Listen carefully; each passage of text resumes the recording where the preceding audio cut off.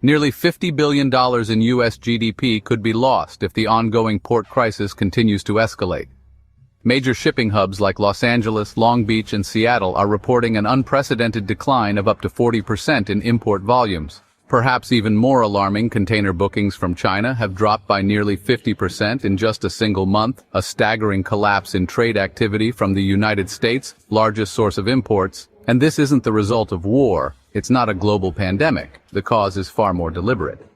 U.S. tariffs on Chinese goods, now reaching as high as 45%, have triggered a full-blown disruption in the nation's shipping sector. What once were bustling ports are now eerily quiet, turned into ghost towns by a policy earthquake. The central question has shifted. It's no longer when will shipments arrive now.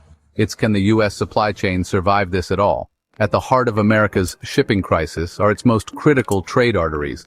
The ports of Los Angeles and Long Beach, which together handle roughly 40% of all inbound containerized cargo entering the United States, normally teeming with activity cranes, swinging trucks lining up, and ships queued offshore.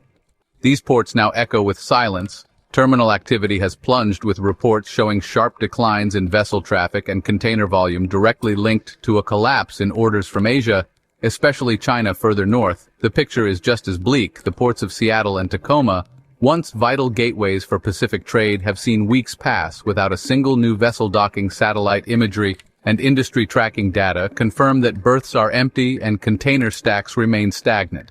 These aren't just logistical blips, they are systemic breakdowns that reveal the broader unraveling of America's import ecosystem. What was once a symbol of the country's economic strength and trade dominance has turned into a haunting reflection of policy-induced paralysis. The sharp reduction in port throughput is not due to technical failure or labor disputes. It is the consequence of deliberate trade policy.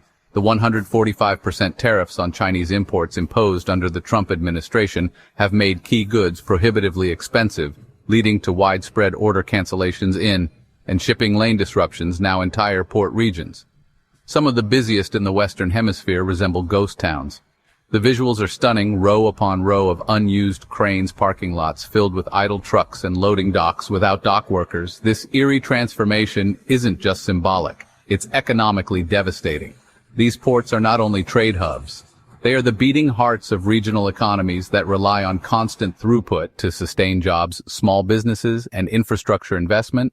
The crisis is quiet, but it is profound. A slow-motion collapse hidden in plain sight unfolding along the country's most critical coastlines, and unless addressed, these ghost ports may be the first signs of something even more destructive, the long-term erosion of America's logistical competitiveness as America's ports go quiet. The shockwaves are radiating deep into the logistics ecosystem, crippling the very infrastructure that keeps the U.S. economy moving. Truck drivers, dock workers, and warehouse staff, the essential workforce behind every shipment and stocked shelf, are now facing mass layoffs, reduced hours, and operational standstills. The slowdown in port activity has cut off the flow of work they rely on, forcing many into unemployment or underemployment with no clear timeline for recovery. Logistics firms across the country are reporting catastrophic losses, with revenue declines ranging from 40% to 60%.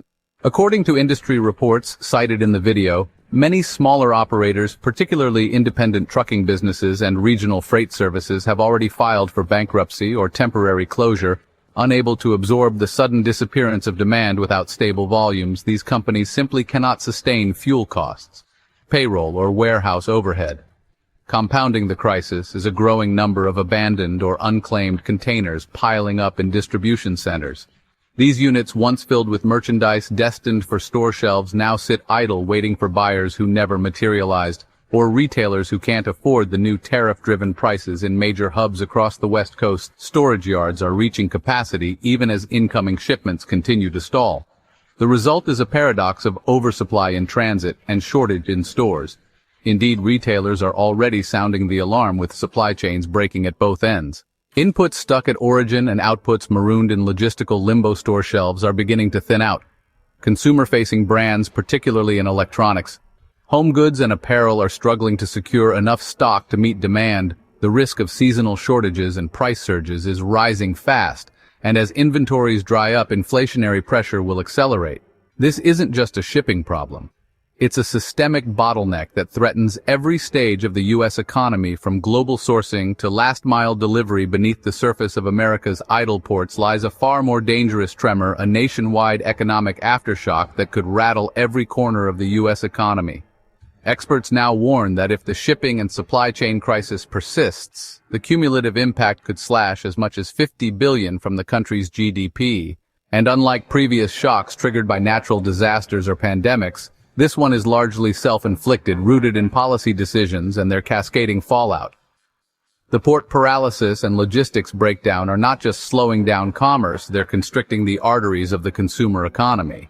Analysts are projecting a 2% to 3% rise in overall inflation, with certain product categories, particularly those heavily reliant on Chinese imports, facing price surges of up to 20%. Everyday goods like electronics, kitchen appliances, furniture, and even clothing may soon become significantly more expensive or outright unavailable.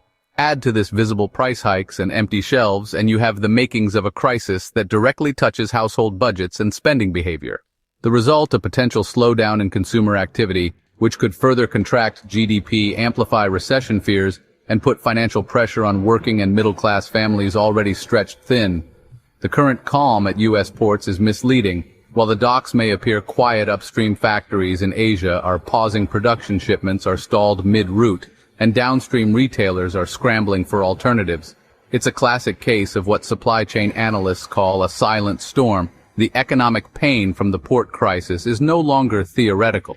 It's here, it's spreading, and without immediate intervention, it may escalate into one of the most consequential trade-related disruptions the U.S. has seen in decades. Economists and logistics experts are already sounding the alarm about a second, potentially more chaotic wave. The whip effect, this term often used in supply chain theory, refers to the sudden surge in backlogged shipments that can overwhelm logistical systems right now. The 145% tariffs on Chinese goods that sparked the original disruption have been temporarily suspended for 90 days. Hundreds of delayed shipments could flood back into the U.S. like a dam breaking carriers. Importers and manufacturers are already stockpiling and timing freight movements to coincide with this decision. The likely result, a tidal wave of container traffic surging all at once into already understaffed, under-resourced ports. Port terminals may buckle under the strain, with limited labor, equipment, and storage capacity to handle the backlog. Ships may be forced to anchor offshore for days or even weeks, awaiting berths to unload.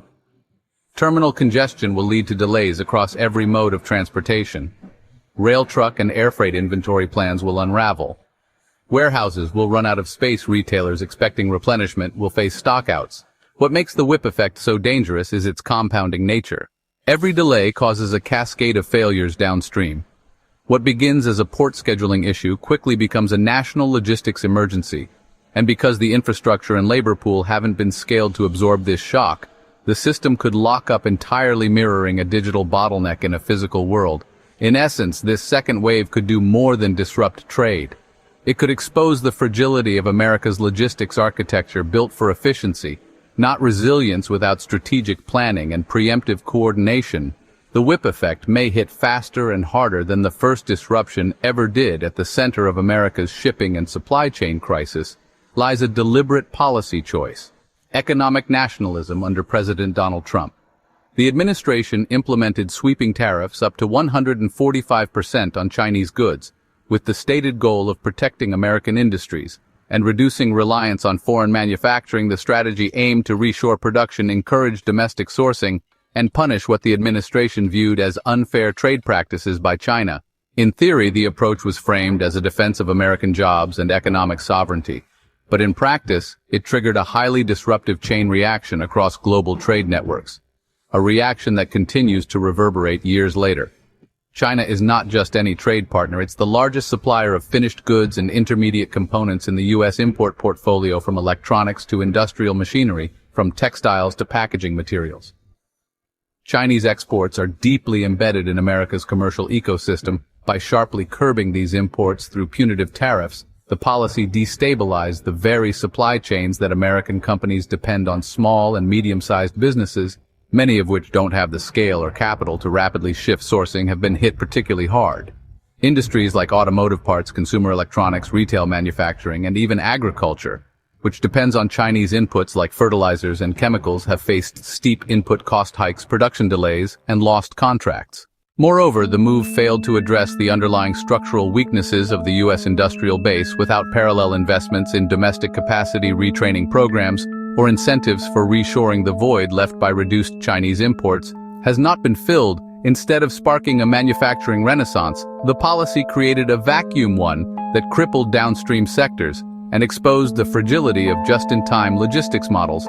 Perhaps most paradoxically, the businesses that the tariffs were intended to protect are now among the most vulnerable. American manufacturers that rely on global supply chains for components have faced rising costs, inventory shortages, and shrinking profit margins. Some have moved operations overseas entirely to escape tariff exposure, undermining the very principle of domestic protectionism. In essence, the 145% tariffs were not just an economic lever. They became a blunt instrument that sacrificed supply chain resilience in pursuit of political messaging. And now, with ports paralyzed, inflation rising, and logistics systems buckling, the costs of that economic nationalism are becoming painfully clear.